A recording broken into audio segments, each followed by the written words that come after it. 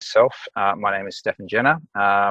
My background is I have worked in the IT industry for many, many years, not on the coding side of things, but on infrastructure. Started at Edith Cowan University, built up an IT department there of about 30 people across multiple campuses, involved with setting up research departments as well as looking after the academics and the students, and had a really good fun time of that for about 7 or 8 years. Then I moved into my own business, and I guess you call me a serial entrepreneur. And I continue to own a managed services company in Perth called Future Logic. But all the way through that, I was always fascinated about how we do work. I'm a person that just takes on way too much stuff, way too many things. Currently, I've got Future Logic, which I'm just supporting and assisting from a coaching consulting point of view. I run a charity which raises about $600,000 to $700,000 a year using food-related events. I'm the best barbecuer in WA in 2011, got sent to the US and competed, and now bring American-style barbecue competitions to Perth and run the biggest charity events in Australia. So for me, I always had a very full life, and I was always fascinated how we orientate ourselves around work, which is good when you come from an IT managed services background, because it's all about ticket management, workflow, and all that sort of stuff. So one of the advantages of working at a university is they allowed me to do every single course that I pretty much wanted, and I did every time management course known to man, which took me down a professional development path of being involved with 7 Habits and a whole bunch of other bits and pieces. But finally, I found that most of those time management courses just irked me. They just forced you to work a certain way. And then I came across a thing called Getting Things Done, or GTD, by a guy called David Allen. And it was like a breath of fresh air. And I've been a David Allen GTD person now for close to 20 years. And now I'm the coach and level 2, and just about to be level 3 trainer in Australia, master trainer in Australia, and to have the IP for that. And when I started to see that, I thought, well, this is an amazing way for me to work, but wouldn't it be fantastic if I could have an organization that worked like that? And I started playing around with different frameworks and models, because at that point in time, I had my own company, and the poor people who worked for me, we grew to about 30 people at one point, were my sandbox to play with. It was a long journey of trying to find things, but then one day David Allen, the owner of GTD, tweeted out, if you're looking for GTD for organizations, you've got to check out Holacracy. That led me to Holacracy about 2011, so that's 7 years ago now. And I went to one of the first courses with Brian Robertson in San Francisco. Absolutely fell in love with the philosophy and the idea. It was an interesting course because I am a corporate type person, and everybody else there was very, very much in the San Francisco free spirit, emotional, intelligent type people. And it was a very interesting course to be at, especially when Brian Robertson's sitting there telling you how ruthless it is, because in the early days they really forced around the ruthlessness of Holacracy, where it's not necessarily that. But anyway, fell in love with the idea, went and became a coach, brought it into my own organization. Since then, TELUS Partners is now the licensee in Australia and Singapore for Holacracy and GTD, and another thing called Making a Difference. And now I'm passionate about helping organizations to be more productive through being much more organized. And that's just been a massive thing for me. So that's sort of my background. In terms of Holacracy implementations, we've done quite a few small businesses, but we've done a couple of decent sized ones. One is Present Group in Perth, which has offices throughout Australia and a massive back office in the Philippines. And the other company was just finished up with Schneider Electric. So Schneider Electric, 126-year-old company, but they started up an internal group out of Singapore, and their job was basically 3 Scrum teams to produce a new product every 90 days. So they started looking at that and saying, if we're going to be running Scrum teams, creating new products, and the products would just mash up, so their existing things with nice dashboards and communications between them, but also, really built around what current organizations' pains were, bringing that back and then working out how we can mash our products up to make something better and much more tailored. And they realized if they're going to run a Scrum team using traditional management methods that was running so rapidly, it just wouldn't work. So I had the opportunity to work with them, and we were running tactical or circles throughout the world then. That finished up around about March this year, and they're still to this day continuing to run Holacracy. So there's a little bit of background, and let us now proceed to look at what we're going to cover today. So the first question I'm going to ask you is what are the painful challenges that you've seen working in organizations? And any organization, whether it be, I know there's probably some people from academia, but what are the challenges that you see on a regular basis around getting work done in an organization? You can type in things or you can speak up. Either way, don't mind. Yep, Max. Yeah, so that's the first time I've ever used the raise hand button, so that's fun. I guess painful challenge, like the things I can think of as painful challenges. So there's a lot of stuff relating to process, but I guess I'd put this down mostly to like abstract as like bottlenecks. So like I'm a big bottleneck for various things in that, I like, in terms of any membership database stuff, I'm essentially the go-to person at the moment. It seems like processes have been, I worked at the University of Sydney for a while, and processes were definitely a bottleneck there. There was obviously also, plenty of bureaucracy, and, you got to go through, proposal funding or, proposal, like budget approval, second approval, some sort of, funding, and then like, the change administration board has to like, go through that and all that sort of stuff. So, yeah, the things that I guess I like, or what I see is the opposite of that I like is systems that are highly permissionless, in that like the emphasis is on I guess like you have the tools, go do it, as opposed to don't ask for permission or that sort of thing. So I guess that's my but I mean I've also got a background in Agile. In fact, Nathan and I are actually trained quote unquote. We have a certificate, Scrum Masters. So okay. Excellent. I'm a Scrum Master too. Yeah, we've definitely had our fair share of pain points with it though, but maybe that's just our practice. But yeah, so I guess the bottlenecks are the biggest sort of pain points for me. Yep, cool. No worries. So and the funny thing is we ask this question all over, and I do this taster or introductory. There's a couple of different levels that we do all over the world, and we get the same sort of things coming up. We get painful meetings, bureaucracy, overwhelm, fear, and I saw some of these coming in there: ownership, managing relationships, analysis paralysis, alignment issues, lack of engagement, unclear decision making. I mean, all of these things are just constantly coming up in organizations. And the funny thing is we've been running organizations for so long. I used to ask the question, how long have we been running organizations around the current structure? When did that come into being in terms of the world? And I guess when I asked that question, most things, and I always thought it was the Industrial Revolution. But I remember one of these courses, I sort of said that, the Industrial Revolution was the birth of our current organizations, and somebody put their hand up and said, no, Stephan, it wasn't. It's actually the Roman army.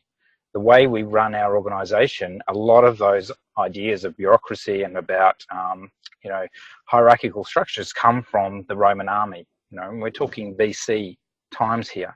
And the funny thing is that the way we run organizations has worked like that, but yet the work that we have to do and the complexity of the work has changed so much, yet the actual technology that we use to organize that work and determine how to run hasn't. And so, but the other side of it is that we've also been running these organizations so long that you'd think we'd be good at it. So if we're that good at it, why is these challenges always coming up within organizations?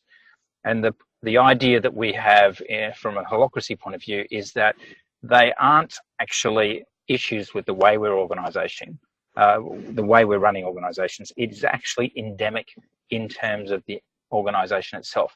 Organisations run using bureaucracy and hierarchical methods are perfectly designed to actually produce this as an outcome. So in terms of like programs, this would be a feature of the program, not a bug. So if we're going to do something about this, we have to stop trying to put patches onto it. One of the issues is we bring in all of these fantastic ideas, and there's fantastic ideas out there. Lean, we've got empowerment, all of that sort of stuff. And they come in and they work for a little while and then they just fall away. And the reason they fall away is because the underlying operating system basically doesn't allow them to actually stick. So if you're going to make changes in an organisation and really deal with this, we need a new management technology for organisations, a new operating system, and it needs to replace the way we do things currently. And of course, a new operating system we believe is holacracy. I've played with lots of different ones. I've looked at the Valve thing. We've looked at network organisations and all that sort of stuff. And from my thing, holacracy is the only one that sort of really gives you the tools to do what needs to be done. And a great way of thinking about what holacracy is I believe it's a programming language for organizations. It's a framework and a language used for actually helping you design and organize organizations. So I'm not going to go too long into this. Management technology we're used to is like this, organizing around the people, having the power vested in people, and then that power is empowered or delegated down through the chain, etc. The problem with these sort of structures is that they usually look a little bit like this. Okay, I'm just running out of power. Just hang on a sec. I'm just going to turn on I haven't told everybody here, but I'm actually in my car at the moment. And because I have to, there we go. Okay, sorry about that. So this is what we get instead. And I think most of you can sort of see things there that relate to that. I love this slide. It's a bit funny, but it's also a little bit true. So order doesn't require bosses, and one of the ideas is that we look at things like cities and states, etc., and they don't really have bosses as such. I mean, they have laws and rules and laws, etc., but the way a city actually works is not around a specific hierarchical structure. Okay, so we've got to bring those sort of ideas to organisations as well. So what is this thing called holacracy? It's a management technology for purposeful organisations, and an important point there is the idea of purpose. Everything in holacracy is based around, number one, an organisation or an organisational structure. Yes, Riley, sorry. Sorry, I was just about to type. With respect to running a political party, and the fact that the party does have fiduciary responsibilities to Australian law and to the Australian people. If you could explain in the course of this presentation how that works, how we can deal with where the buck stops with in terms of those responsibilities, that would be great. Oh, certainly. And I mean, they're things that we've had to face even in, Schneider Electric is a publicly owned company. It has responsibilities to its shareholders, etc. Present Group exists in the Australian law and framework. I remember it was Max was asking about, was it Max or Nathan? About HR, etc. All of those things I will definitely touch on. We'll see how much time we've got, but we'll cover all that. Yeah, Nathan was HR. Thank you. So one of the things that must make sure, and I'm going to jump around a little bit here, is that there has to be an organisation. There has to be some sort of entity that exists and that we will then secede the power into the constitution, but we'll talk about that as we go forward. And it's around a purposeful organisation. It's around the purpose of the organisation exists. And one of the things that we get about purpose is not, initially, yes, it's what the founders put onto it, but eventually any organisation needs to uncover its purpose. And its purpose is made up of a whole bunch of things. It's influenced by the environment it's in, the government it operates in, the people that work in it, its customers, its constituents, the whole box and dice really allow an organisation or form its purpose. It's a new power structure, and it's vested in a constitution. So one of the things that that I think is very interesting about Holacracy and quite unique is there is a constitution, and that constitution is basically very, very succinct and written. It used to be very legalese, but the latest version, 4.1, is a lot more accessible, etc. But it's 31 pages, and in that 31 pages are the rules of how to play the game. And one of the other things I think that's interesting about Holacracy is that it's got two sides of the coin. So it's got the constitution, which have the rules, and then also the other side of it is that it is a practice. So it's something you learn through actually doing. It wasn't invented in academics. It wasn't just a theory or anything like that. It is something that's developed over time. The constitution continues to develop as we go. Yes, the two constitutions can be integrated. What we've done with TELUS partners, we've actually adopted an Australian constitution, a company constitution, and melded it so that it embeds into Holacracy. But really all that needs to happen in terms of the melding the two is the constitution is assigned, the power holders sign a ratification document saying that we're, in regards to governance and operational activities, we're going to follow the rules of the Constitution. And they won't impact on what your requirements are in terms of the greater parts of Australia. And at any point in time, if you no longer want to play with, I think it's Max and Nathan as the founders, you can just turn around and say, we're not going to play anymore, and throw out Holacracy, and off you go. But as long as you are saying that you're going to run through and you're operating within that constitution, that's the way you operate. And my job has been, in terms of working as a consultant and implementer, is really around, all I do is hold people to the constitution and point out when they're not living it or not following it, and then highlight ways and show them ways of utilising the constitution, the tools in Holacracy to operate. We'll get into that. It's an integrated way to distribute bureaucratic authority. So it uses an integrated decision making to distribute that authority. And once that authority is distributed, then that role holds that authority until we go through a point where we can use integrated decision making to make changes if that's causing pain or harm to the organisation. It's a system for governance and operations. So it handles both the governance, the rules of engagement or the rules of authority and power, and also the operations, how we get work done. And that's one of the other things that I really like about it. Of course, the root of power in Holacracy is the Constitution, and it's a matter of the organisation determining that it's going to follow the Constitution and the rules of play. And I'll make sure you guys get a copy of the Constitution. And one of the things we do when we're doing implementations, if you decide to proceed with implementation, is we do a little bit of things around this Constitution and study, but it's not something that you have to sit there and read and absolutely understand. It's just like if you're playing a game of Monopoly, when something feels a bit hinky, somebody, and we have roles within Holacracy that are required to do this, will turn up and put their hands up and say, hang on, we're just going to check the rules here. Oh, we can't do that. This is the way we need to play.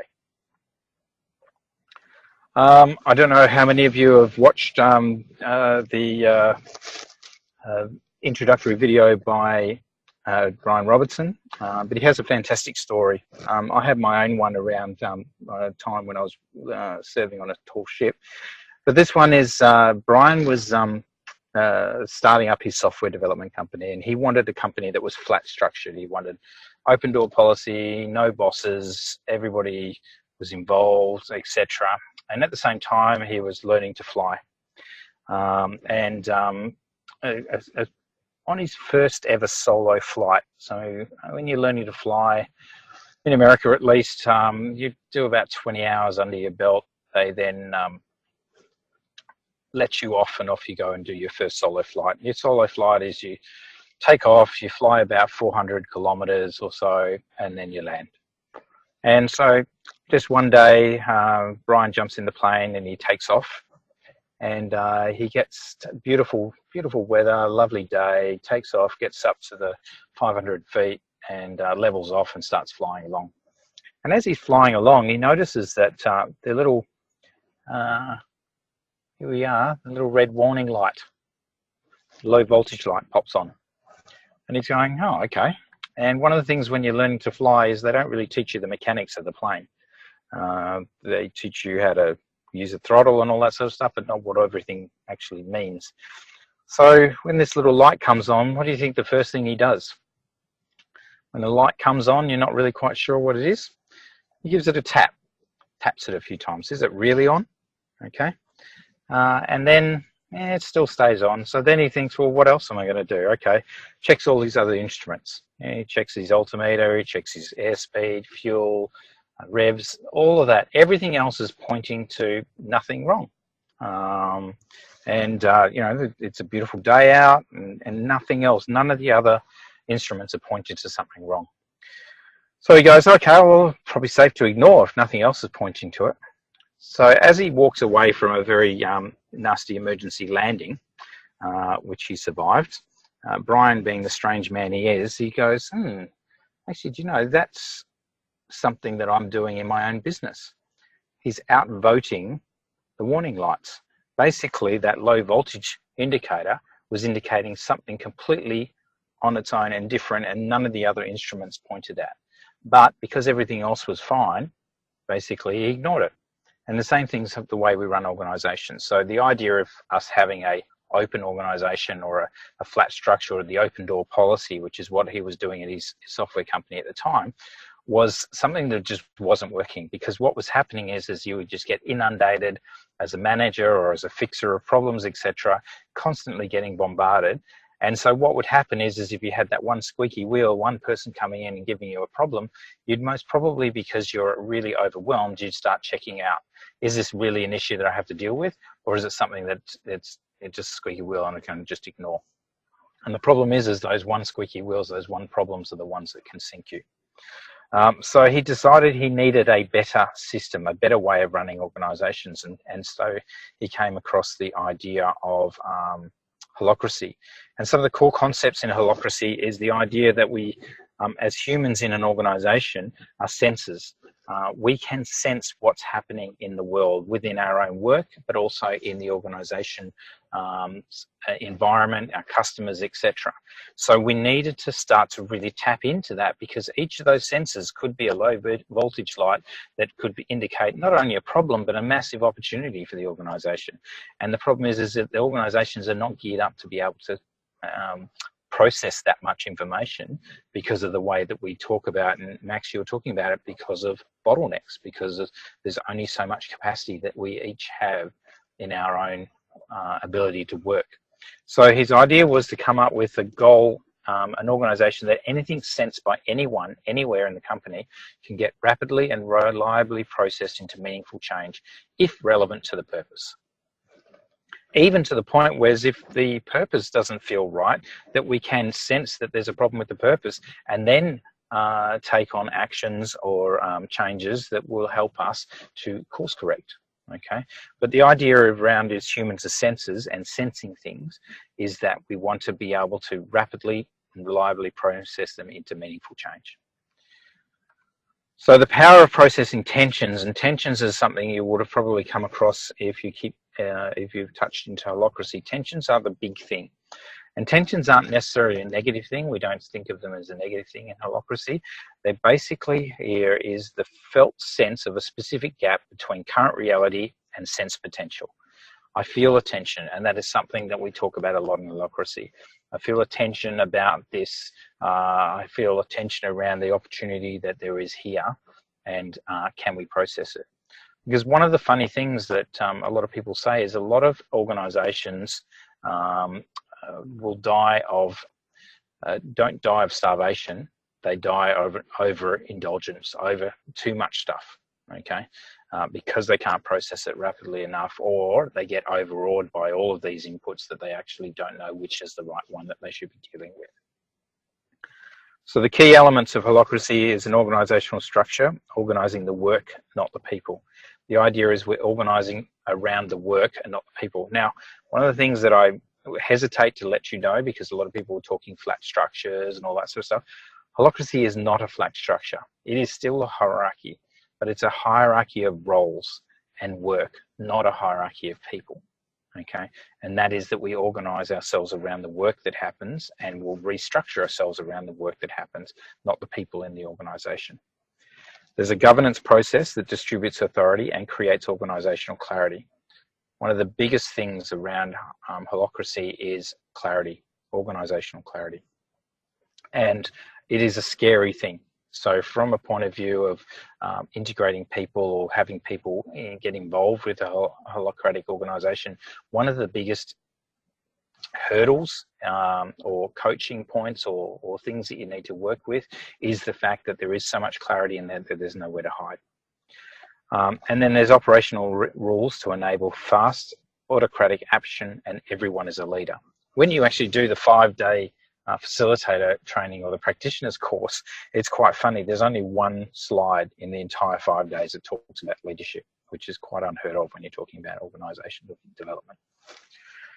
So one of the things I wanted to do is give you a little taste, and I'm not going to be able to do huge amounts because it's very early and stuff like that, but I want to give you a little taste of what a tactical meeting looks like, okay, in an organisation. And we'll see how it goes. I'm going to work within your own roles. So usually we set it up with its own company, but we're just going to run a very, very quick tactical meeting.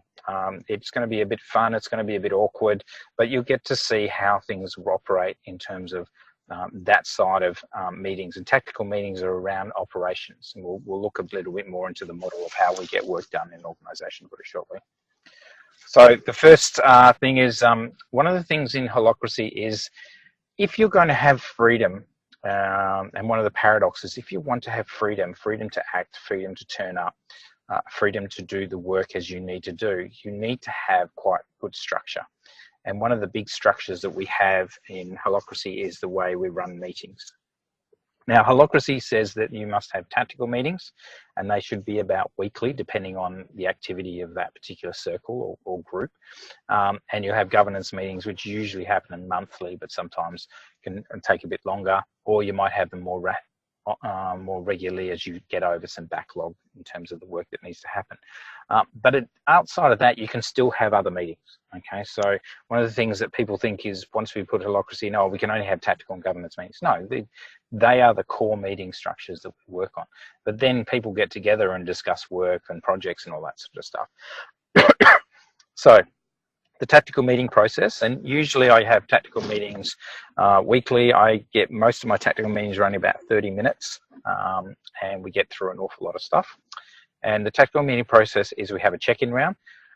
We just go round robin, give everybody a chance to call out whatever's got their attention, just so that they're present for the meeting. Sometimes you just might say, oh, I'm feeling a little bit tired, or I've just eaten, so I'm feeling quite settled, or I've just come from a terrible phone call with a customer and they were just going off at me, but right, I'm calling it out. I'm here for the meeting. So the idea is to call out whatever's got your attention so that you're present for the meeting, because while we're in the meeting, we want people to be very present. We then go through any checklist items. So checklists are any items that regularly, highlighting any work that regularly gets done. And who sets checklists, or the lead link of the circle will set whatever checklist items that they want checked off during the meeting. And all we want to hear during checklist items is check or no check. No explanation, no discussion or anything like that. We're just, at the very first part of a tactical meeting, we are just uncovering data. Okay, we're just trying to get what is the current data in terms of the work that's happening within the circle. So checklists take a little while usually for people to come up with. Metrics are an interesting one in my 5 years of working with companies in these spaces. Everybody says they've got metrics and numbers, but nobody actually does, or don't have ones that actually mean anything. But they are very, very key to operating a very healthy circle. So metrics are the numbers. What are the numbers around the work that's been happening in the circle? So if you had a marketing department, how many website hits are you getting? What's your conversion rate? Those sort of stuff. You know, we're just looking at the key metrics, looking at the different role fillers in the circle, and how can you be understand that the work that they're doing is getting done, and that also important numbers that are important to you in your roles, they're uncovered. Project updates, basically what we're there looking for is as the work progresses, we capture actions and projects, which is very much a GTD method and idea, but it's embedded in Holacracy as well. So projects are multi-step outcomes that you, as your role in the organization, have taken on or have been given that fit within your areas of accountabilities or expectations. And again, we're not looking for, in the meeting as a facilitator, I'm not looking for status updates. If I'm getting a status report on a project, then I'll usually shut it down. All we want to know in a project update is update or no update. And if there is an update, what physical actions have happened since the last time you gave us an update on the project? So we're looking for, okay, I've made the phone calls, I've written, you know, half the document or a third of the document, I've emailed X, Y, and Z, I'm waiting for them to respond. You know, what are the actual physical actions? Okay, really, really powerful to keep it down to that. So the whole idea is keep succinct. We then build an agenda on the fly. So this is something else that gets it hard to get used to. We don't come to, you know, create an agenda beforehand that goes out to everybody, etc. We build the agenda on the fly. So with all of the data that's just been uncovered, some people may feel tensions. Some people may be recording tensions or keeping track of tensions before the meeting. They can bring them, of course. But what we do is, as a facilitator, we just get 1 or 2 words to outline something as a placeholder for that tension. So I don't want, when I'm asking for agenda items, I don't want the entire thing. I just want you to say, accounting, if you've got an issue around accounting, or Reese's project update. Sorry for picking on you, Reese. Those sort of things, okay? Once we've got a full list of triage issues, then as a facilitator, I start at the very top and I just work through every single one of them until we've got through them all.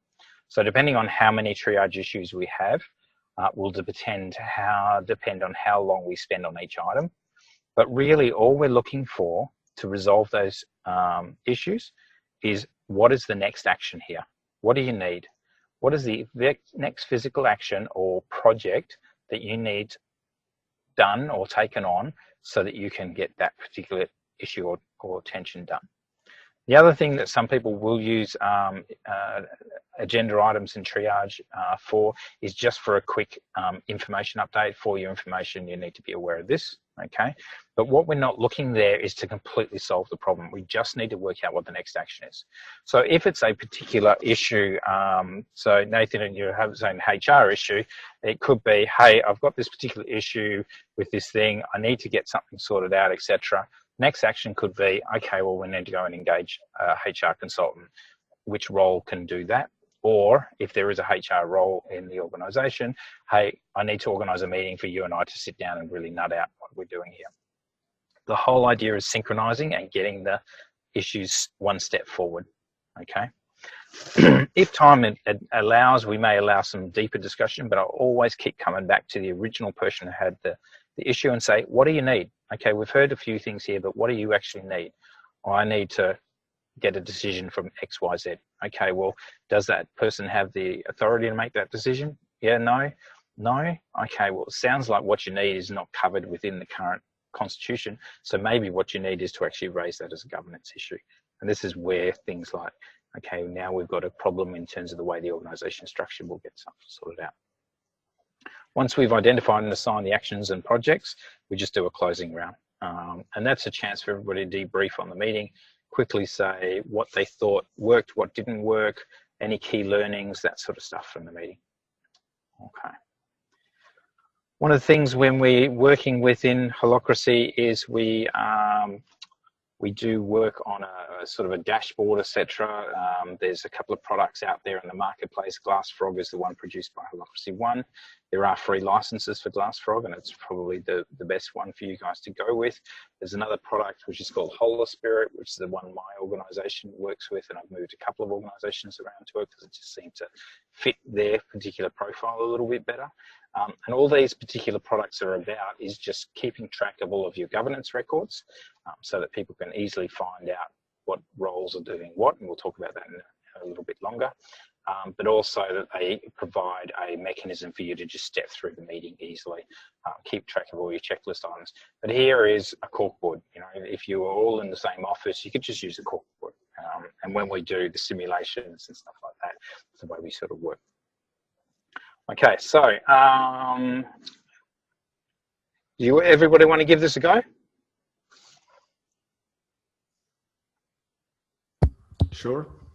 Okay, we'll see how it goes. This could be a big mess, but it could really work. So what I want you to do is think about your role in the organisation as it stands right now. And I am going to facilitate it as best I can. You can all unmute. We'll do it unmuted. One of the rules that we had in Schneider, because we had some people remote and some people in the office, one of the greatest things, especially with an organisation like yours, is we just make the rule that everybody has to be on the on Zoom. Okay, even when you had people in the same office, and that works quite well. Okay, so let me get started. I'm just going to kick this off and say welcome to the very first tactical meeting of Flux. We're going to start with a very quick check-in round. So check-in round is just your chance to get clear, get present. I'll call your name and just call out whatever's got your attention so that you're here and present for the meeting. So, Alison? This is so awkward. No, it's good. The only thing concerning me right now is my internet. I got kicked off the meeting not too long ago, so I've come to a different place in my house, and I'm hoping that I don't have any more trouble if it's coming through clear or not. If you do have trouble hearing or if it's breaking up, let me know. I'll just mute again and have to give up. Okay, Ben? Yeah. Hey, sorry, I didn't catch the purpose of the check-in round. Okay. So one of the things I will be is I will act as facilitator. So if you ask me a question and in check-in round, we don't do crosstalk or discussion, but you will get it. Okay. So Ben, don't worry, you will get it eventually. Okay. Duffy? Yeah, all good here. Interested to find out how you resolve triage issues in an efficient way. Does it involve bringing them offline? Okay. Let's move on to Joe. Yeah, I'm here. I'm ready to go. Great. Max? Cool. I'm just thinking about like a document I've got to write later tonight, and yeah, and basically that and the notes I've taken / questions. Right. Nathan? Yep, I'm here. Yep, all ready to go. Okay, Reese? I'm here. I'm a little sick, so a bit of foggy head. Otherwise, good. Cool. Riley? Yep, I'm here. I'm making dinner, and I am, I spent 2.5 hours on a call today with an international organization called Why Holacracy Isn't Working for Us. So, and they've got about 1,000 employees. So, but yeah, here and very interested and eating dinner. No worries. And I think Ben's the last one, isn't he? I've had my go, but yeah, I am here. Yep, sorry. People have been jumping around and got multiple people. Okay, so Reese. Yeah, no, Reese went through And Riley went through, Ben went through. Yep, we're all sorted. Okay, so checklist reviews. Does anybody have any reoccurring items that they just want to say that they've checked off? Yeah, I sent around the NDA template that people have been asking for. So you should all have a copy of that. Thank you. Okay, any metrics that would be of useful for people in this this group to know?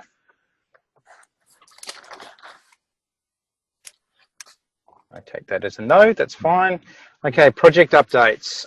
Does anybody have, I'm just going to go through each name because usually we would have, you can see here on the board, we would have the projects and we would have the people against them.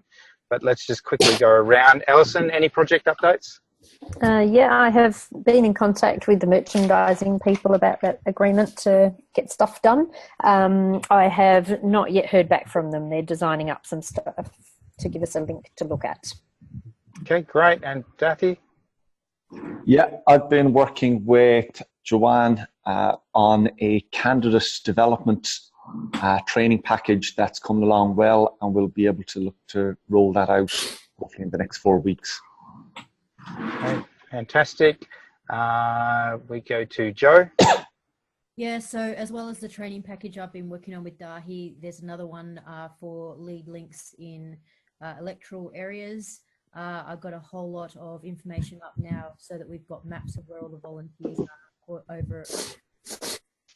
So accounts according to electoral areas. I've now gone through the volunteer database and looked at the comments that everyone's made and identified about 25 or 30 people for each of the working groups and sharing them out in a few weeks.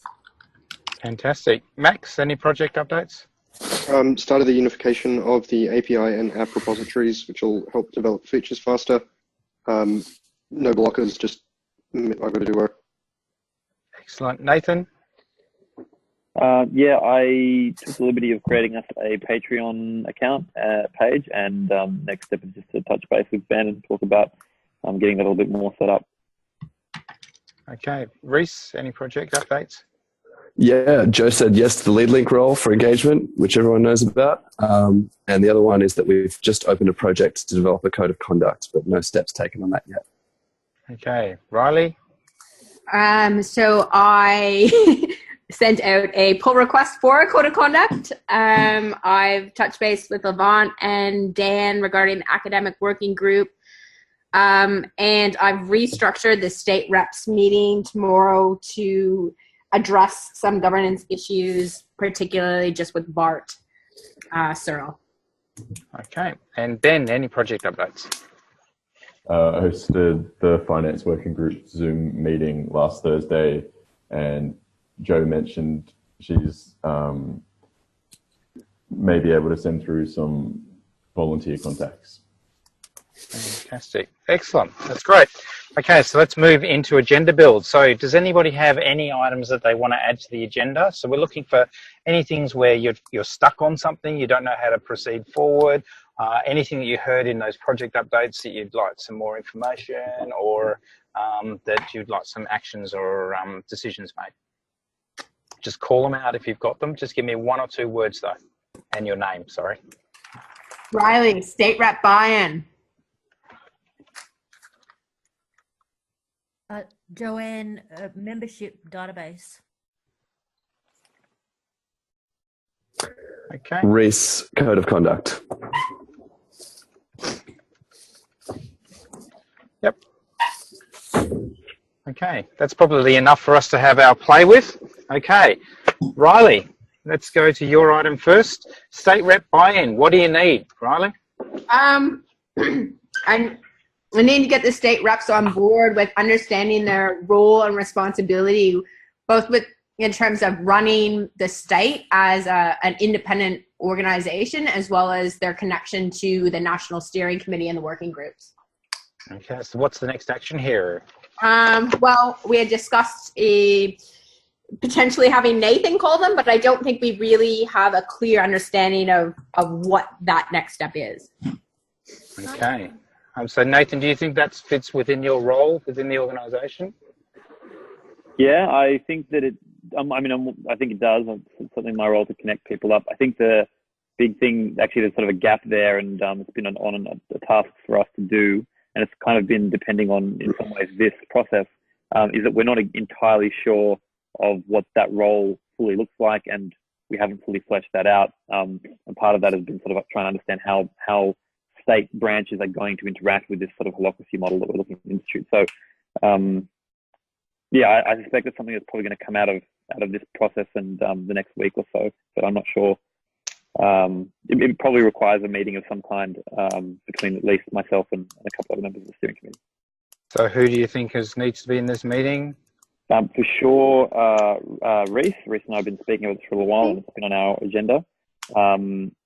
Potentially also Riley and Dahi.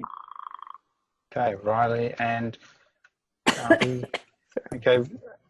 If you organised a meeting, if there was a meeting between Nathan, Reese, Riley and Dahi to discuss this state rep buy-in issue, sorry, would and that Joe, help? Joe would probably be useful as well to cut you off there. Okay. Just wanted to Joe and Joe.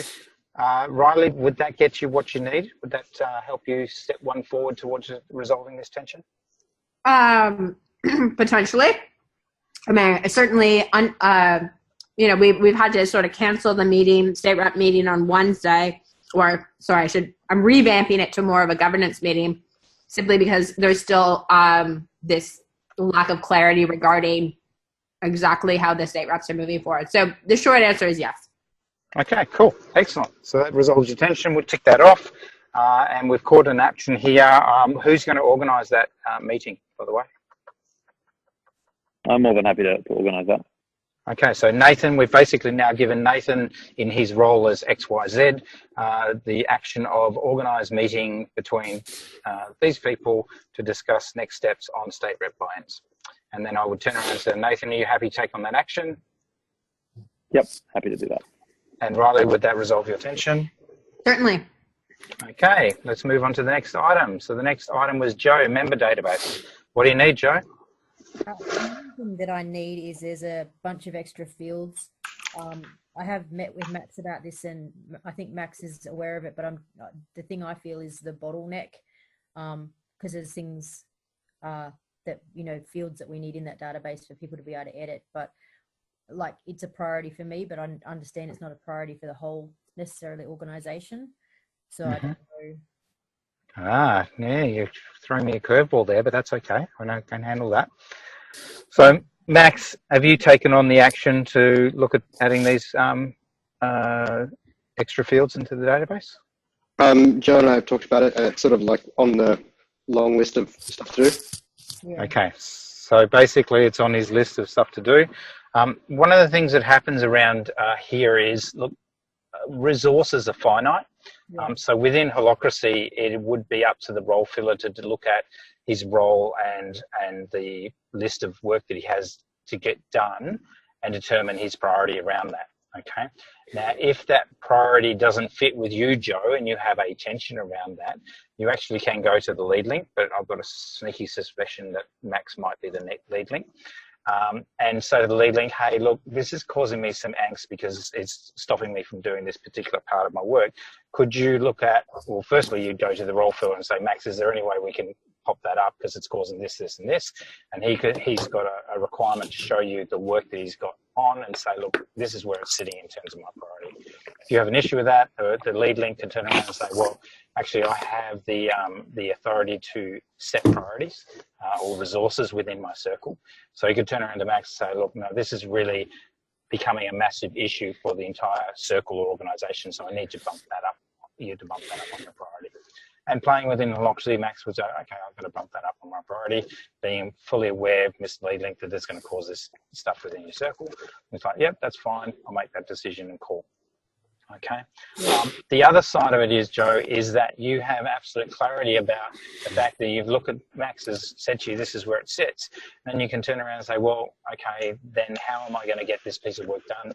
Can I get this piece of work done? Or is it now I'm going to have to go and put my time in other areas of my roles that I have because it's just, that's where it's sitting right now. Okay. The idea is we're not here, and Holacracy won't cause a hammer for things to happen, but it will create absolute clarity for you then to be able to make decisions in terms of your own work and priority. and what's actually going to be feasible and actually happen, instead of putting our heads in the sand and just living on hope. Does that make sense? Yeah, no, that makes sense. Is the other option to say, is there someone that can be brought in specifically to do that role if your workload doesn't allow it, or does it actually take more time to skill someone else up? That's the question you can ask. What do you think, Max? So far, we've tried 3 or 4 times to skill people up and have them contribute and so on, and it's we've had a modicum of success at best, and no permanent improvement. Okay. So it sounds like there is, number one, Max has already got the action or the thing to look at those databases, etc. Yeah. It sounds like there may be, if we would turn around to the to the lead link and say, hey, look, we've got a resourcing issue here as well. Could you take on a project to see if we could get some additional resources to up this?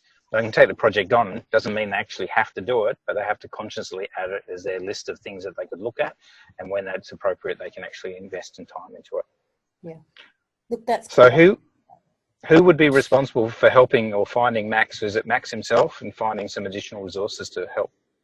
We have a tech group that's, I guess, at the moment about 2.5 of us. Anyway, we talk occasionally. Yeah, I guess like there's the possibility of delegating to Andrew, who's not a programmer but does do project management type stuff. Okay, Max, would you be happy to just take on the action to look into to that? Yeah. Okay.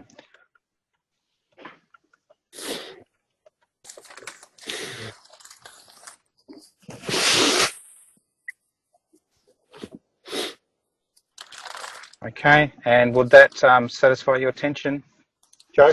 Yeah. Okay, great. Let's move on to the next one. Running out of screen here. And the last one was Reese. What do you need?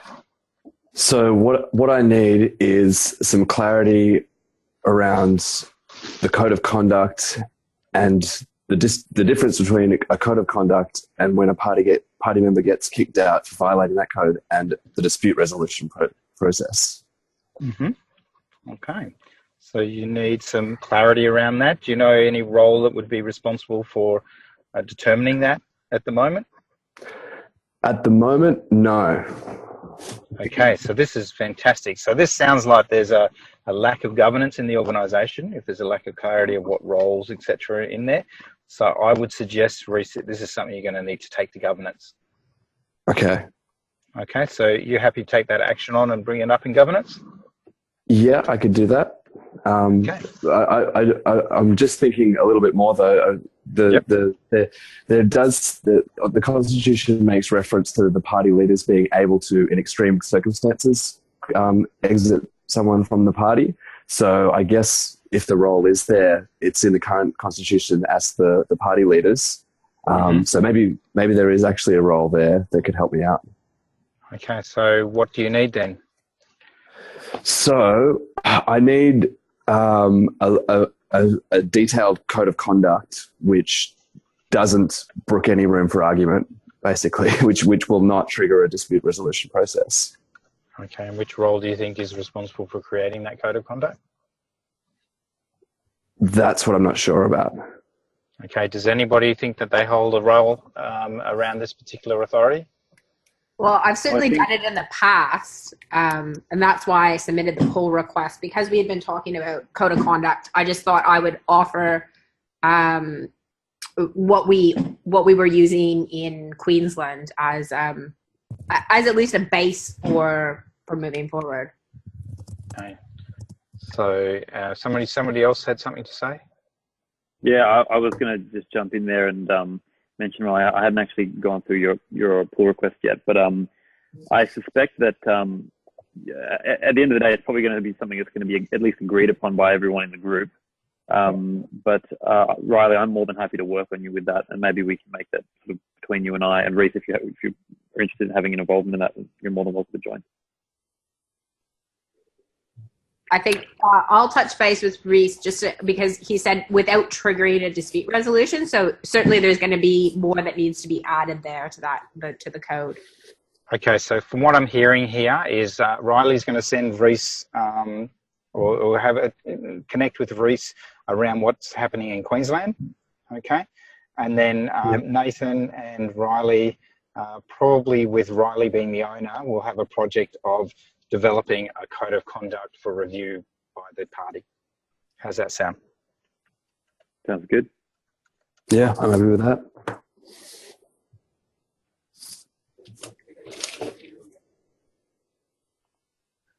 Going to Riley. Okay, so you've got to excuse my typing because I'm just doing it here quickly, etc. But right, so and that'll satisfy your attention, Reese? Yes, it will. Okay, no worries. So that's the last of the attention. So we'll just move into a closing round. So closing round is your opportunity just to reflect on the meeting. We use this in this training as well, just a chance to debrief. What any key thoughts or learnings? What's good, bad, and ugly? Don't think you have to keep my worry about my feelings here. Just what came up with you as we walk through this particular meeting. So, Darcy? I think I enjoyed the facilitation process of seeking what is actually the next step that needs to be taken and getting quick agreement on a path forward. Great, excellent. I saw Nathan put his hands up, so I'm going to go ask Nathan next. Yeah, I actually wanted to agree with Dahi. I'm actually a really big fan of the GTD methodology as well, and just the way that seems to be kind of brought into the meeting process here, and just sort of keeping it short, quick, and what is the next action as sort of the main talking point, I think is really valuable. I think it's awesome. Cool. Alison?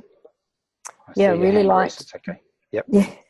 I really like the triage issues, the agenda items as you go.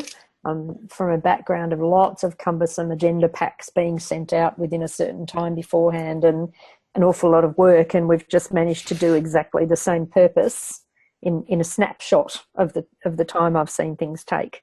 So I'm impressed by that. Cool. Reese? Yeah, echo the previous comments, and also just noticing a bit of discomfort that we didn't have. I didn't have any checklist items or metrics that I could point to, which to me signals that there might be some work to be done there to be able to measure success. Yeah. Cool. And Max? So I realised I've got a concern about the way we raise and track the list of to-dos for membership database stuff, which maybe has flow on to other things. I guess I'll also mention I've got, I think, 4 questions for afterwards now. Yep, cool. Keep going down the list. Riley? Yeah, look, I liked the speed at which we address things. A bit of concern regarding, I think people have potentially agreed to things that they feel uncomfortable with. So I sense that there was a hesitation to agree regarding the membership database. We love tensions. We love tensions. So I think that,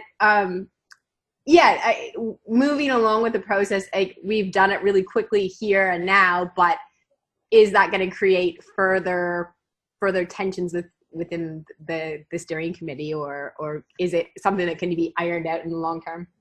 Mm-hmm. Ben? Yeah, I think we're all kind of reflecting on the same part of the meeting, that triaging the issues, and which I take it issues and tensions are almost interchangeable words. Mm-hmm. Yep.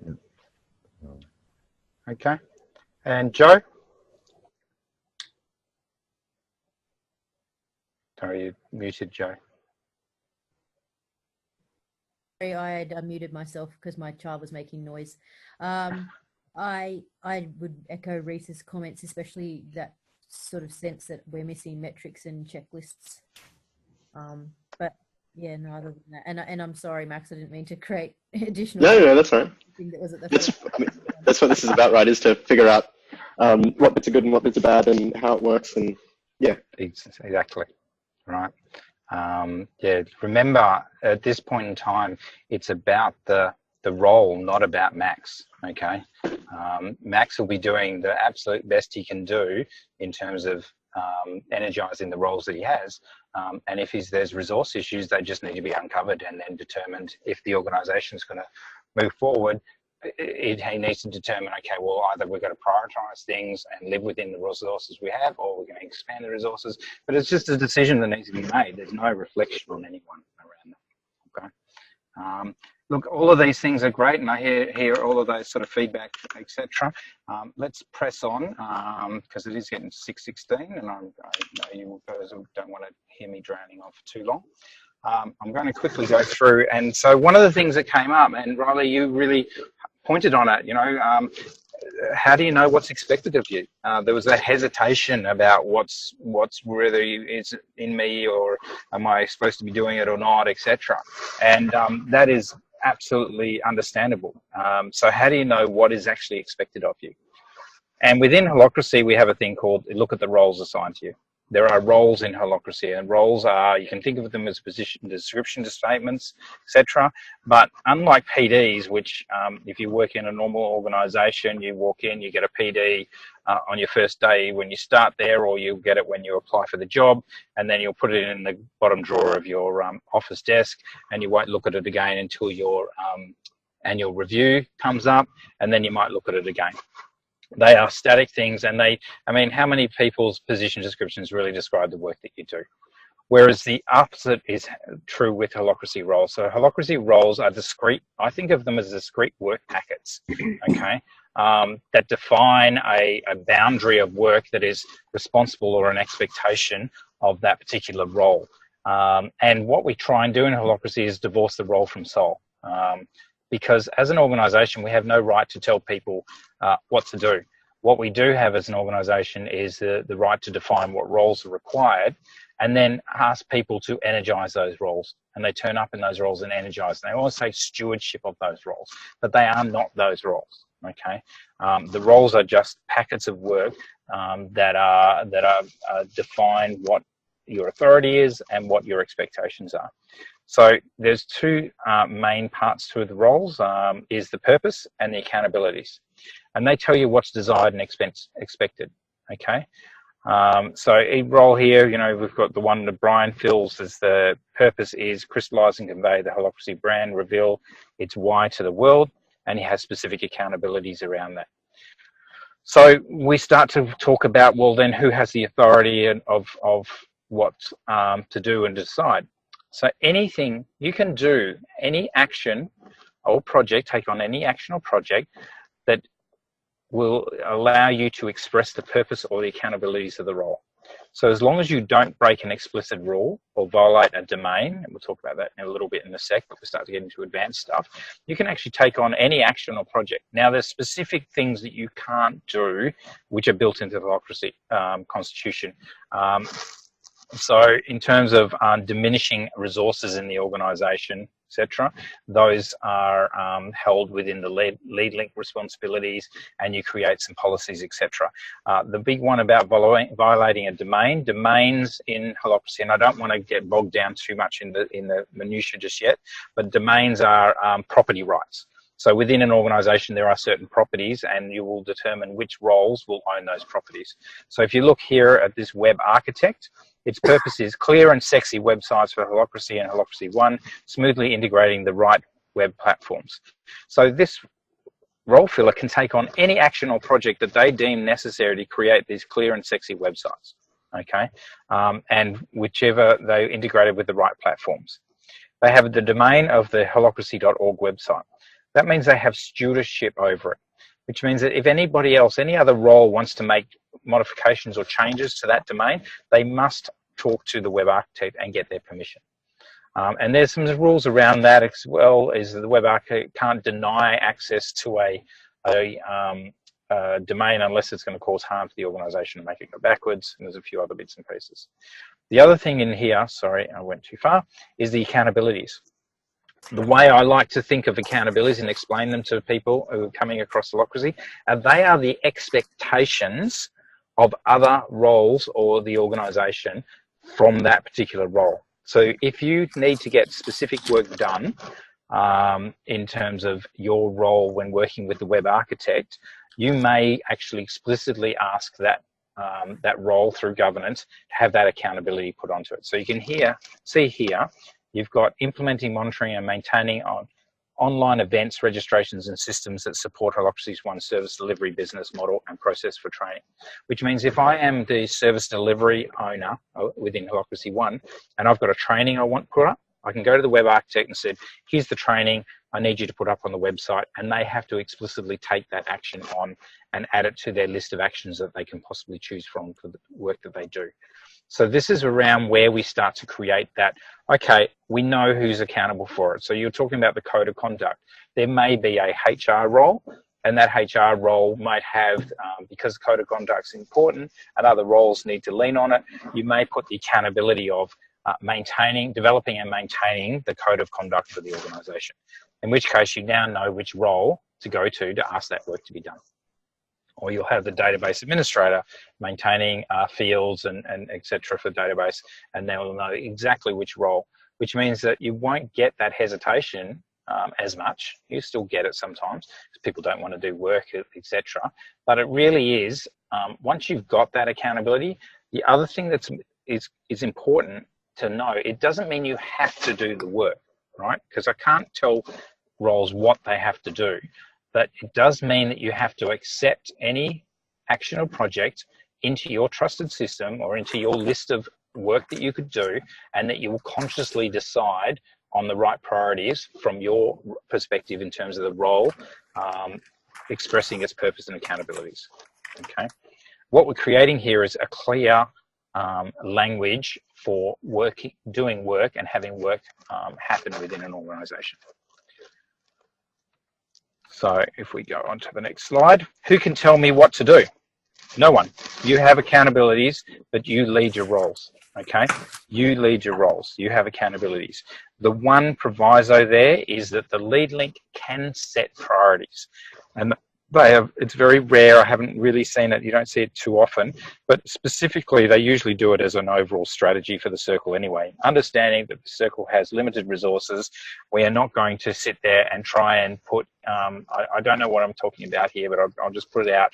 We may turn around and say, right, the strategy is that we're going to focus on New South Wales and Queensland and Victoria, and not as much focus on West Australia and Northern Territory because we just don't have the resources there. Okay, which means that you as a role filler, if that's the overall circle or the organisation's strategy is, then you as a role filler will look at the work that you've got done and will prioritise work that's going to fit within that strategy. Okay, sorry, Riley, you've got a question. Oh, I don't have a question. I just have a comment. Yep. So I think this is something that we haven't done for the organization that I attempted to do earlier in the year. And one of the things, if we actually move forward with explaining these rules and accountabilities, I think what will happen is, what will fall out of that is that we'll actually be able to determine what bottlenecks we have and where we need additional resources. And because certain things are falling back on a couple members of the group who potentially don't have the resources to attend to all of those issues. And then we can see as a steerco, okay, well, you know, maybe Nathan doesn't have the time to do these 25 things. So we need to bring somebody else on who can either assist him and take some of that off of his plate, etc. Yep. Definitely. Right. What it creates is that whole idea of clarity. And Nathan, who's sounds like you do know GTD, would be more than aware that usually he should have about 100 projects on his list, and then probably about 150 next actions to choose from at any point in time, which is a normal person as well. But that's scary. And the thing is to uncover that. Yeah, very much so, Riley. Moving on, how do you get a role? Roles get created in governance meetings and assigned by a circle's lead link. So lead link has a special authority to be actually able to assign roles, and they have specific accountabilities for ensuring there's that role fit. So Nathan, you were talking about HR sort of stuff, etc. That's where some of that comes in. But the lead link doesn't have the right to fire someone. They just have the right to allocate roles to them or take roles off them. Once an organisation has a person who's not filling any roles in it, then the organisation needs to make some decisions. And what we usually do is have a circle or a person that is responsible for the interaction of the organisations and its employees. We usually call it a people circle or a HR person, etc. And they then determine requirements. The other thing is that I'm just going to lead into a little bit here into HR. How do you deal with HR? Well, to a degree, people are a domain. Okay, they're a resource within the organisation, and what you can do is you create, and I've got a whole bunch of them in terms of HR policies, etc., because I've done it in lots of organisations now, where we just create some policies around the domain of people, and it is a requirement of membership to be a member of the domain or to be a person in the organisation or an energy in the organisation for you to follow these particular things. And we have unfair dismissal, not unfair dismissals, but serious misconduct policies in there and all that sort of stuff. But all they are is around allowing people to connect within the domain or be a member of the organisation. Okay, and what it does is it just creates absolute clarity around it. And we've seen that happen. HR departments do need a slight shift in their mentality around it's no longer advertising a position, it's basically a group of roles and what's the skill set you need to energize those roles, but also then highlighting, okay, well, we now have a person that we've employed that no longer can fulfill any of those roles, then we need to exit them out of the organization. Okay. So how do you get a role? Roles are created in governance meetings and assigned by a circle's lead link. Who attends a governance meeting? Each circle has its own governance meetings. Anyone filling a role in that circle may participate, plus links from sub-circles in the broader circle. All of those come together to start to work on governance meetings. So governance meetings are working on the organisation, whereas operational and the tactical meeting we saw is working in the organisation. So looking at this map, some of you may or may not have seen it, but this basically sums up the way Holacracy works as an overall sort of idea or concept. So you've got getting stuff done. So stuff's coming in, changing our environment, opportunity.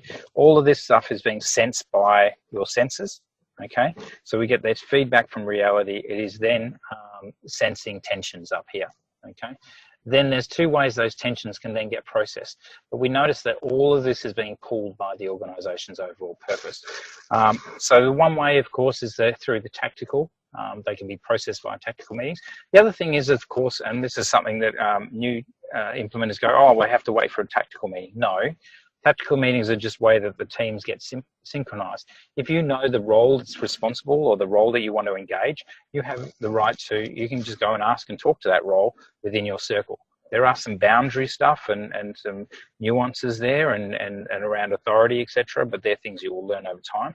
But basically, if you sense a tension, you're not the proper role to handle it. You know the role it is. You can go and talk to that role and say, hey, I sense this. Can you take on an action around it?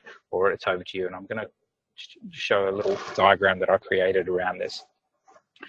So they're processed via tactical meetings. The outcome of tactical meetings, of course, is these clear works. We saw that in our tactical meeting, some specific projects or actions, and then that creates execution space. So basically, by clearing up these tensions, we clear space. We know the work to get done. We get that work, and of course, unfortunately, that'll leave space for more tensions to come in. All great things to come in. The other option that will come down is if we sense a tension, but there are no specific accountabilities or purpose or role purposes that really fit within that tension, then we will turn around and go, okay, well, in which case we need to process via governance. And we saw a little bit of that with Reece and his code of conduct, though we did determine there was a tactical way out of it as well. Okay, and what happens there is we have a governance meeting, and the whole outcome of governance meeting is clear structure. So the outcome of governance meeting is changes to roles, domains, policies, but policies are just grants to domains, and I don't want to go too much into it, but if anybody wants to, I'm happy to discuss it further at another time. And that clear structure then creates clarity around, okay, this is how we then process those things that come in.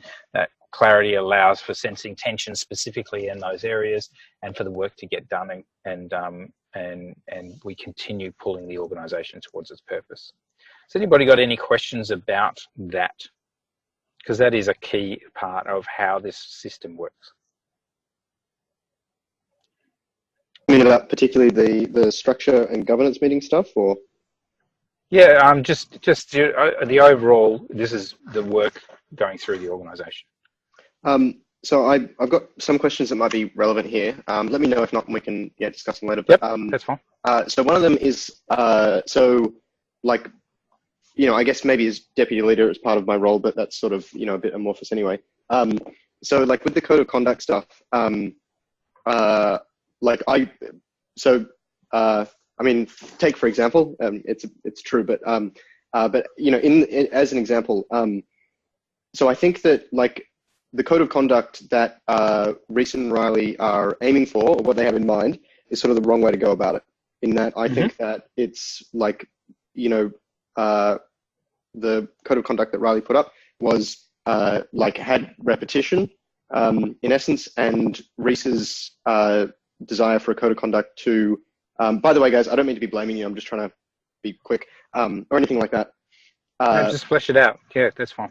Yeah, and then Reese's desire for a code of conduct that doesn't leave like much ambiguity or things like that is something that could end up like overly stifling, overly time consuming, and actually be like counterproductive rather than productive. But none of my roles sort of like cover that as such. And so what sort of like, how would I deal with this in a holacracy? Okay. So Max, I'm going to put a pin in that because I've got a slide specifically around that. Okay. Oh, cool. Excellent. No worries. Okay. Let's just keep going, and if there are ones, you just pick them up or type them in. We'll keep going because I'm conscious of time. We've only got about another 28 minutes. Okay. So levels of focus from purpose to action. This is more of what we just saw there. Ultimately, your purpose have an ultimate goal. Under that purpose, you have ongoing activities that you have to do. Those expectations or accountabilities will determine what projects you've got, and those projects will have actions. And of course, all of those come straight off as well. Accountabilities create actions, and purpose create actions. The idea is the top thing around what your purpose and accountabilities are is governance around the role definitions, and the expression of work happens through projects and actions. Okay. And then, of course, domains are around that little thing on the side, which is around who has the rights to impact certain property within the organisation. So the governance process, unfortunately, we just won't have time to go through a proper governance meeting, but I'm going to just talk you through how they work. Now, governance meetings are awkward. So Max and Nathan, you're going to hate them to begin with. Okay, sorry. Everybody does. Okay, they are awkward, they are difficult, they're just strange. Okay, I love them because I think they do create clarity, but they are very structured in terms of the way they work. But they do work, and they've been working in so many situations. Give you a quick example. We had a problem in my IT business around the definition between projects and service tickets. It was causing massive angst within the organisation between the project teams and the service delivery teams. Nobody wanted to touch it. The service delivery manager was totally emotive around this and was triggered by anybody even starting to touch into this particular thing. Second governance meeting in, one of our youngest employees actually brought this up as a tension as in their governance meeting, and we made massive headway. We didn't solve the whole problem, but we made some pretty definite steps forward. That meeting was difficult because within governance meetings, I have seen people slam desks and swear and get really angry and stuff like that. But the process allows for that to happen, and it allows for those tensions to dissipate because it's around the process, and it allows people to vent where they need to vent, etc., as long as your facilitator keeps it within the structure of the business. I have facilitated some very difficult governance meetings. Other ones, of course, go fantastic. So it's not all about awkward and structured, but once people understand them, they start to become normal. So very, very over the top overview is the check-in round, administrative concerns. Unlike tactical meetings, we usually just run them until they finish every item on the agenda. Governance meetings, we set them for a certain amount of time. Usually no more than, usually about 90 minutes, 60 minutes to 90 minutes for a governance meeting. And there are reasons around that. We have a hard stop at 90 minutes, and it doesn't matter where things are at that point in time, everything else is shelved and brought to the next governance meeting. Okay. And the reason for that is to allow for breathing space and for any situations that can sometimes arise. And I've never really seen them where you just get people who just aren't going to budge. The primary outputs are the role definitions and policies. So after we've done administrative concerns, we do agenda builds similar to what we did before, and then we process the agendas one item at a time, and then we have a closing round. The interesting part is the processing the agendas, okay? The integrated decision-making process is how we do that. This process is the one that, like I said, a lot of people have some difficulties around. And you'll see a slide that I'm going to show you at the end will sort of highlight where those issues are. The integrated decision-making process is something that really needs to be felt. But basically what happens is the person with attention presents a proposal. Usually it's a proposal in a certain language around, you know, I want to create a role, I want to modify a role, etc. And there are rules around that language, but it doesn't need to be specific, okay? We had one person come into a governance meeting one day and said, my proposal is that we're going to kill all customers, okay? And that's what we started with. And it's their proposal. They can start with whatever they like. Of course, it's not valid governance output, but through that particular process, what we determined was that there was a lack of accountability for when customers were onboarded about how they interacted with the organisation. So what outcome of the present proposal, kill all customers, was a really good change in terms of the role that was responsible for onboarding customers. Okay. The second part, so present proposal, nobody else talks, though if the person wishes, we can ask for input to help them get to a starting proposal. But it is very, very managed by the facilitator to make sure it is about the person presenting the proposal. We hate people hijacking other people's tensions. The whole idea of this process is one tension at a time, which sounds a bit slow and awkward, but the whole idea is that you slow down to speed up. Second round is clarifying questions. In clarifying questions, you're basically asking things to clarify your understanding, but the one thing you're not allowed to do there is give opinions. We're not looking for opinions there, we're just asking for clarifying questions, and the facilitator will shut you down if you are trying to convey your opinion in a question. And some people get really, really tricky about it, and I've been a facilitator long enough that I know how to keep it under control, and then I train other facilitators in the organisation to step up into that role. Reaction round is a chance for each person to react to the proposal. It's their own space, there's no crosstalk or discussion, but this is the time where people will scream and jump up and down and all that sort of stuff. Yeah, the lead link, yes, I'll make sure I talk to that. Okay. So the reaction round is their chance to just react as they see it. The only thing we ask is they keep their comments at the centre of the table and not personal, but just role related. Then the opportunity for the original proposer to amend and clarify. So they may have heard stuff that will help them clarify or resolve their tension even better. But we do caution them to try and appease other people if they feel that those people are going to get upset. It's really around resolving your own tension. The next round is called the objection round, and it's your chance, each other role fillers, as well as the proposer, to object or not object. And there's specific requirements around objections. But the question is, do you see any reason why this will cause harm to the organisation or make it go backwards? And if someone does object, as a facilitator, I have some testing questions that I'll do. Okay. Then finally, if there are some valid objections, we'll go through and integrate those things. Yes, we will leave 15 minutes for question and answer, definitely. Then if we did need to integrate because there was valid objections, we'll go back to the objection round and see it happen. This process really does work, and it's something that people just need to start to trust, etc. And remember, what we're trying to do here is make changes to the organisation's roles so that we know what's going on. Okay.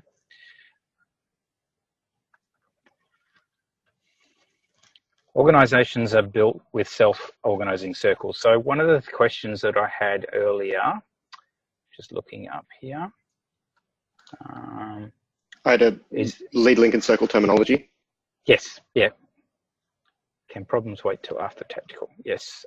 Problems can wait until after the tactical meeting. Yeah. Sorry, that was meaning that this question can probably wait till after tactical. Oh, okay. No worries. Okay. I'm getting myself all over the place. Okay. Organizations are built within self-organizing circles. Okay. So what we're doing, each circle has a purpose to express, given to it by its super circle. And may have domains to control or accountability to enact. Circles break down their own work via governance by creating their own roles, policies, and subcircles. Natural hierarchy and whole parts. So one of the best ways to do it is to just look at this diagram. Okay, so a circle is a defined has a defined purpose, has a defined boundary. Each circle has what's called a lead link. And lead link is responsible for the overall circle boundary. And I do specific training.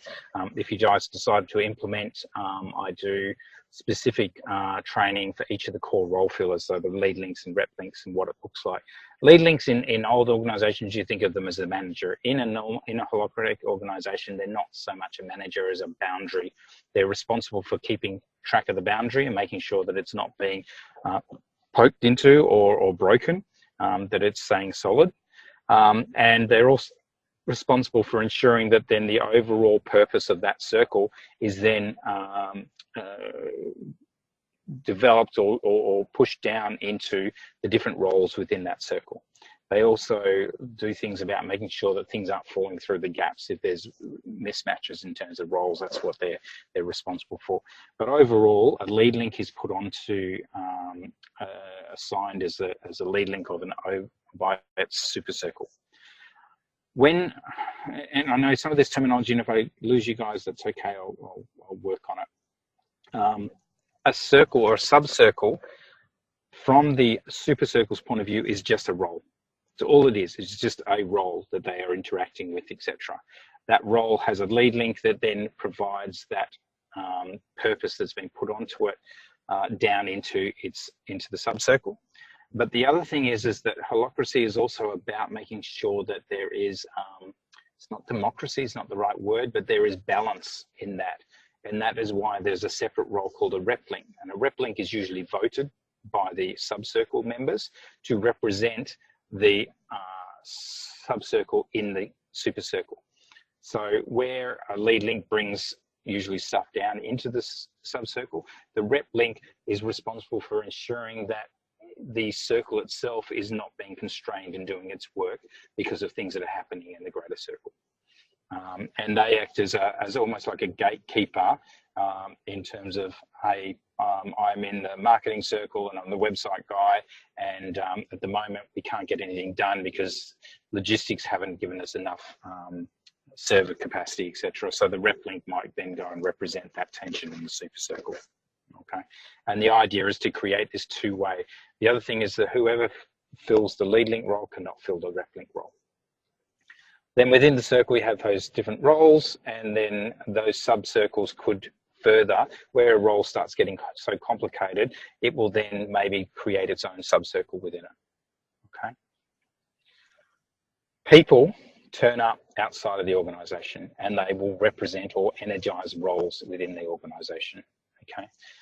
You don't have to get your whole head around this to begin with, but just understand that people turn up externally to the organization.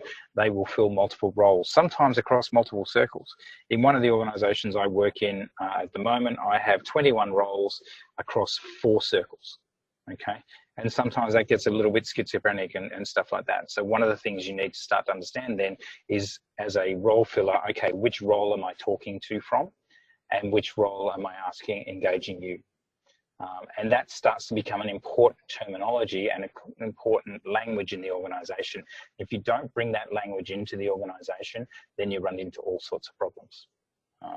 And that's where I've seen some holacracies not fail, in the fact that people can't divorce themselves from role from soul. This doesn't mean that you can't talk to Riley, can't talk to Reese as Riley and Reese. Of course you can. But the minute you start talking to Riley, if you were talking to Reese and wanting him to do work, then you need to really put on your role hat. Okay, under my role as academic context link, Reese, I would like you to take on this particular work in your role of X, Y, and Z. And that just makes it very clear that now we're talking from a work point of view, this is how I need some work done. Can you take that on? Okay. And what that starts to happen is that you start to then really understand who's responsible for what and what work's getting done. One of the things I like to finish off on, and this is finishing off, and I'm almost right on time for your 15 minutes, okay, is my Stephan's pyramid of tension processing. So when we turn up in an organisation, hopefully, Max, this will start to get you into the headspace of it, is we ask ourselves around tensions we feel. And the first thing is you ask yourself, does my role care? Does my role care about this particular tension? If your role cares about the tension, then definitely get it processed. Either take it to tactical meeting, find the role that you need to get assistance from, or bring it up at governance. But if your role doesn't care about it, then you got to ask yourself, does my circle care about it? Does the roles, the circles that I sit in, does that circle care about it? Because if that circle cares about it, but my role doesn't really, then the responsibility for me to process that tension becomes less. Okay, I may still process it because my circle cares, but really you're looking at my circle and say, is there another role that this tension really is more, should be more associated with? In which case, give it to that role to deal with and let them make the decision about what they want to do with it and let it go. Okay, then the next level up, if my role doesn't care about it, but my circle doesn't really care about it, but it is an organizational issue that my organization should care about it, then it's probably less likely that you should be dealing with that tension. What I would do is go and find the lead link of another circle or someone in the super circle and say, hey, I see this as a tension, opportunity, problem, issue, whatever you want to call it. I think it's something we should deal with, but my role and my circle don't really care about it. I'm giving it over to you and you can decide what you want to do with it, and then let it go. Okay, just let it go. And then the last thing is if my role doesn't care about it and my circle doesn't care about it and the organization cares about it, but I care about it, then I've got to say, I haven't met you guys face to face, so I don't know if the joke will, we usually say, well, you need to go and see some psychological help, okay? But it really is something that is at a personal level to you and not necessarily within the organization. And it's something that you need to determine whether that is a tension that's going to mean that you can't, because of that tension, but your organization doesn't care about it, is something that you'll need to deal with on a personal basis. One of the things that we see in holacracy is it does start to put a mirror up to yourself around what you care about, and then working out whether those cares actually reflect within the organization itself or whether they're just personal ones. Okay, and this is where we've seen things about what's happened at some other organizations that I'm not going to name right now, where they haven't handled that particularly well, but there will be cases where people are going to have issues that they are not really valid for the organisation.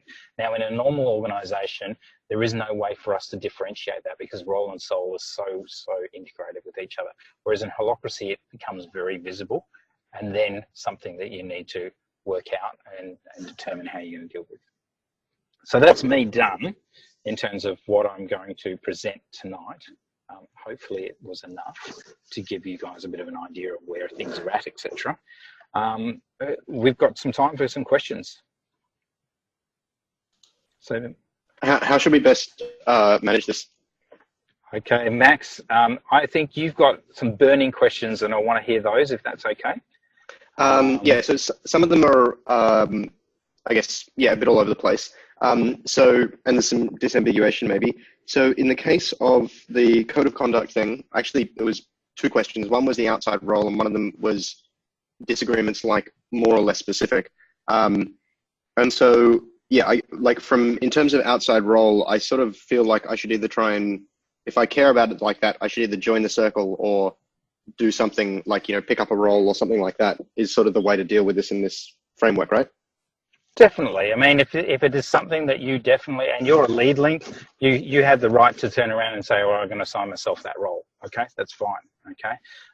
The other side of it is, Max, is just be aware that at some point in time you need to, so I hear where you're coming from, but at some point in time you need to just say, okay, well, we're going to let the process create some things. Okay. And then if I don't like what's been created, then I will raise it as attention and ask people to take on actions to change it. Okay. And work within the organizational structure and the rules that we've got around that. What you find is we will see things like codes of conduct or HR policies and stuff that get a little bit overbearing sometimes.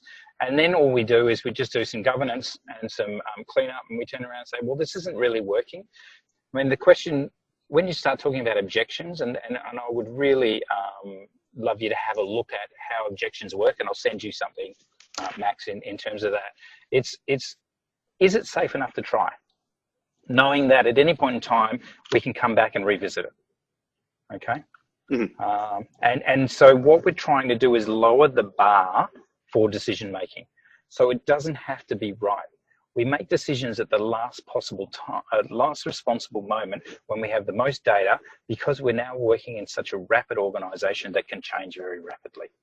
So if someone does put in a code of conduct and then, oh my God, that causes an issue, then you can create and you realize it's an issue because of the way that authority is distributed, call an emergency governance meeting, have your tension raised, and then flesh it out through the integrated decision-making process. Yep, okay. Got it. I've got more questions, but I don't want to hog the mic as such. Okay, so how about I just keep going around in circles a little bit. Darcy, do you have any burning questions? Yes, I had that question in the chat about, I've always found a built agenda as a useful way to provide context so that when it comes to discussing things, people are informed and it makes the conversation efficient. If there's no formal agenda building, what's the process for ensuring people have the appropriate context going into meetings? Okay, so when we're talking within tactical meetings, I've never seen it be a massive issue. However, there are maybe strategy meetings or specific meetings around a particular thing, and we're not talking about replacing agile meetings. You're still going to have your agile meetings or your product development meetings and all that sort of stuff. But when we're talking about tactical and syncing the team, I just haven't seen it as a big issue around context. And it could be that I have a tension around here and I need to go into more depth here, but let's just make sure the appropriate people are in that meeting, not necessarily the whole circle. Okay. We find that the problem with pre-made agendas is also half the time they allow for people already know what decision they want to make, in which case, why are you doing it? I need to basically, justify your own authority, etc. And the other thing is when there's absolute clarity about who can make what decisions, then you don't necessarily need that context. It may be that I need to make a decision, so I need some input from people, in which case I'll just go and get it. I don't know if that answers your question, but it's kind of a question that will really only be answered in practice. I just think that I can understand in a full-time organization where everyone is always tasked with being up to speed. We encounter, we have a lot of people who come in for a little while and then might be gone, and just ensuring that continuity of information. I've always found, I think it's something for us to look into as to how we would manage a whiteboard, centralized board to keep people informed. Okay, cool. Now my battery is running low, so if I fall off here, I still will be on the audio. Okay, so it's not a problem. Okay, let's keep going down. Alison.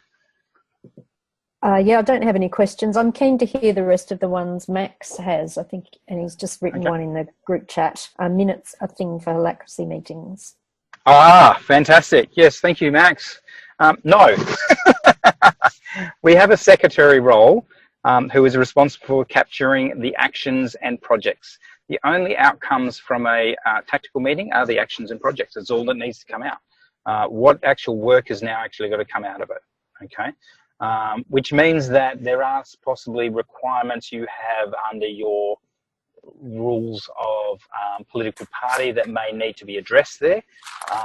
But yeah, really it's just the outcome of a governance meeting, especially if you're using Glassfrog or Holospirit, it automatically updates the governance records once something's changed. So that it does keep a track of what changes were made, so you can have a look at history, but that's it. Okay. Ben. Yeah, I don't have any pressing questions, and I think other people do, so I'll step aside. Okay, Joe. Same here, no pressing questions, stepping aside. Okay, Max. Another bite. Yep. So during triage, if you have, like, after you've made the agenda things and as someone's going through something, what happens if you come up with another agenda item? Is that like, that's okay, or it gets forwarded? Yeah, it is okay. Like, look, the facilitator will make the call at that point in time. There's no hard and fast rule in Holacracy. Me personally, as a facilitator, I'll make the call. If I've got a huge number of items, then I'll ask for them if it's absolutely pressing. Okay. But usually I'll just allow people to tack them on the end. If I find that it just keeps on tacking more and more things on the end, then we might sort of have to call a stop to it. But usually it's not a major issue. Okay. Yep. In governance meetings, there is a specific thing where we will add items to the agenda. Okay, especially where an objection has come up as not being a valid objection, but the person feels a tension. Okay, and we'll then ask them to add it to the agenda so they can process it themselves. Especially where, and this is where you see hijacking of tensions happening. So as a good facilitator, you'll see that someone's actually got a tension, and one of the questions in the objection round is this objection you have created specifically by this proposal, or if we were to not have this proposal at all, you would still feel the detention. And quite often people say, oh, it still exists because it's just, I've just seen it because of this change that this person wants to make. I go, well, that's not related to this particular proposal. We'll add it to an item and you can process that as your own proposal. Okay. Yep. Cool. So it's very, very structured around that, and you know, some people don't like that, but if you do it right, then people see the freedom of what happens in terms of processing one at a time. And also, look, once things get moving and people understand governance, there is governance through email as well. Okay, that's built into the Constitution now since 4.1, and Glassfrog and Holospirit both include email governance, though I think that's only in the paid version with Glassfrog. Okay. Let's keep going. Nathan. No questions for me at this time, Stephan. Just my comments so that I'm pretty positive about this. I think it's really, really great. So, but no comments from me. If Max has got any more. No worries. Reese. Yeah, thanks. Actually, jumping off the back of something that Max mentioned in the chat, for us as an organisation that has a lot of people coming in and a lot of people going out, being a volunteer organisation, I'm imagining that there is a certain amount of lead time to get, you know, inducted into the holacratic way of doing things, a certain amount of learning that's going to have to go on. And my question is about the viability of that for an organisation that has a lot of people coming in and out. Interesting question, Rice. And I think it is something that you will need to sort of work with. My feeling is if you've got good core facilitators and secretaries, they're the two roles that are really important during meetings, okay? Because it's really meetings where they're actually going to interact with it the most. Then you can actually make it happen pretty quickly. We've got videos and stuff, the induction videos and stuff, which give people this sort of overview. But it will be a bit of a thing that you will probably have to deal with, okay?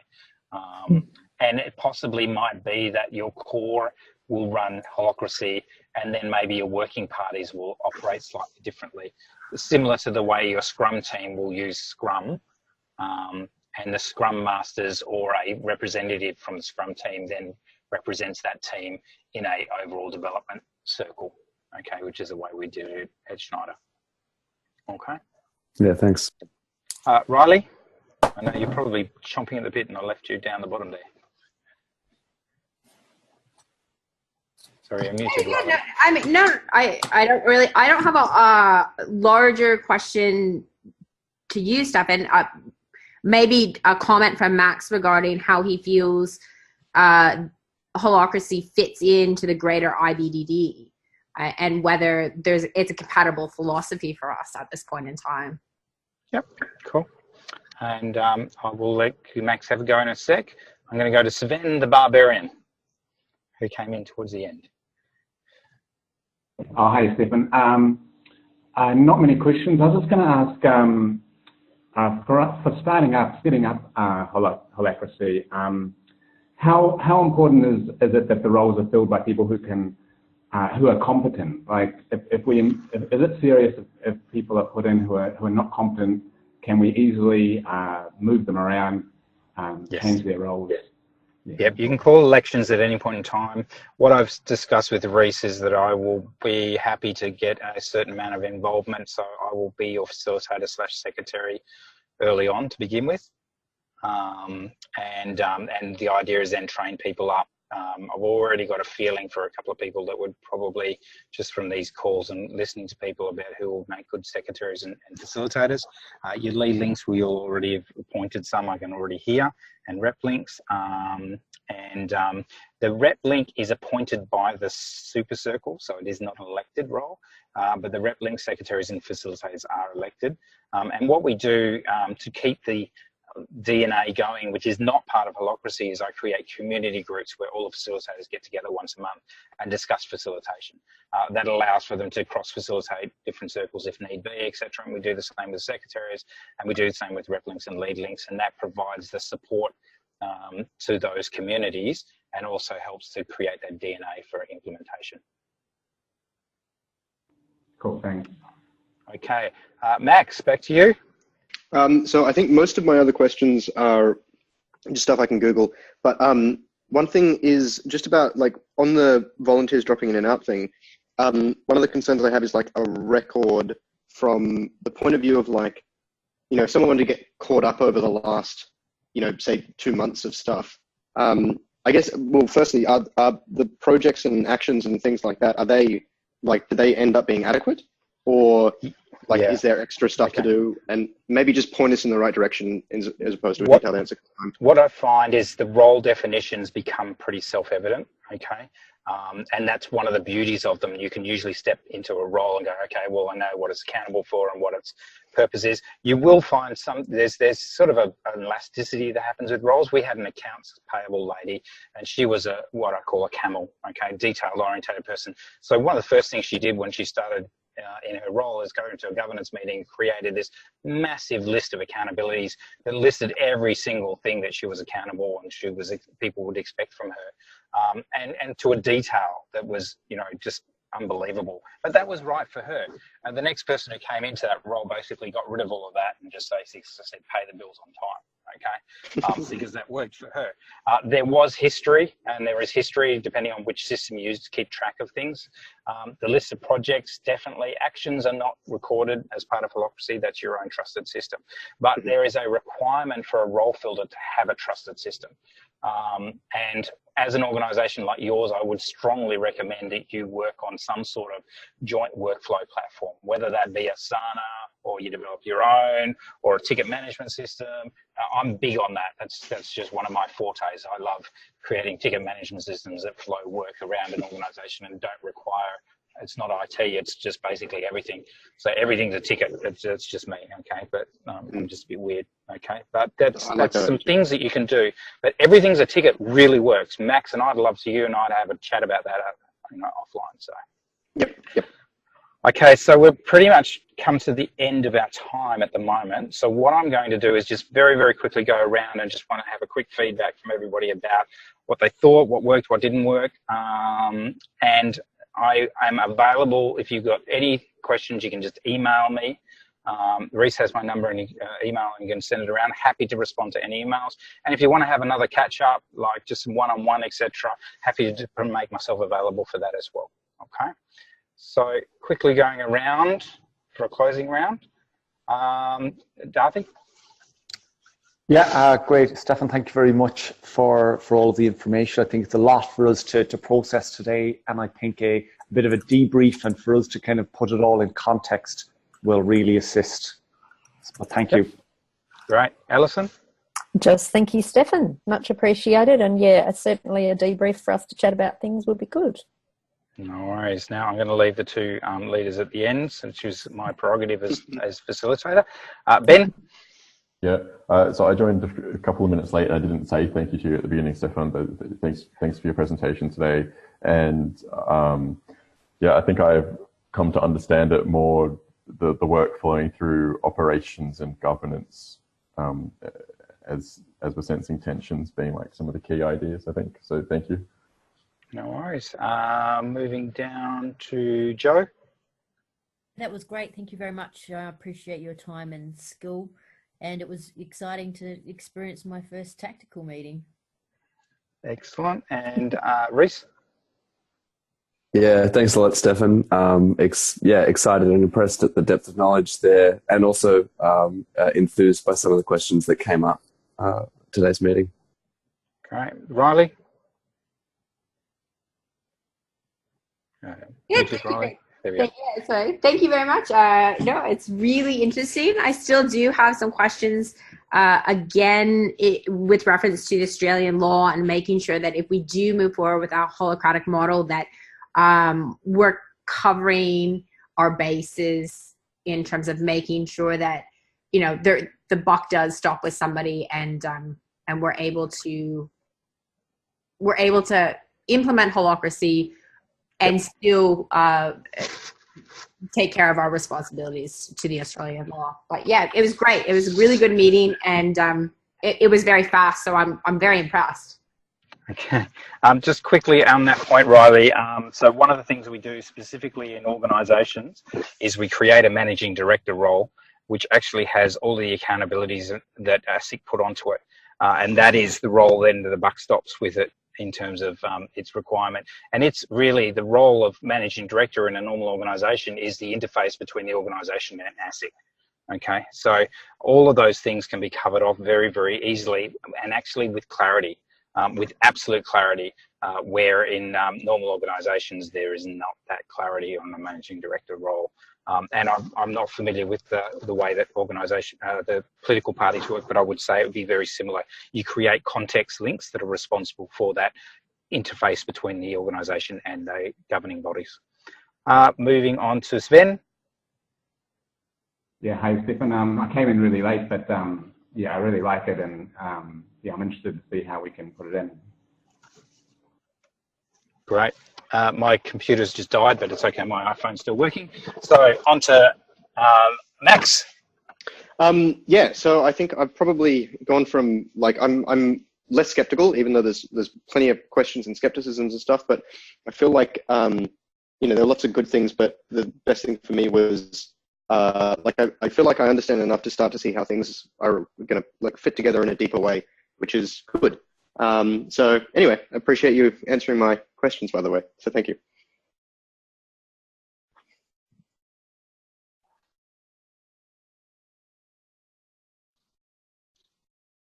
Oops, are we all still here, by the way?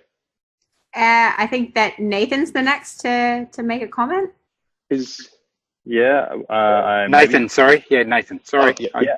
I muted myself, unfortunately. Yep, go ahead. Okay, cool.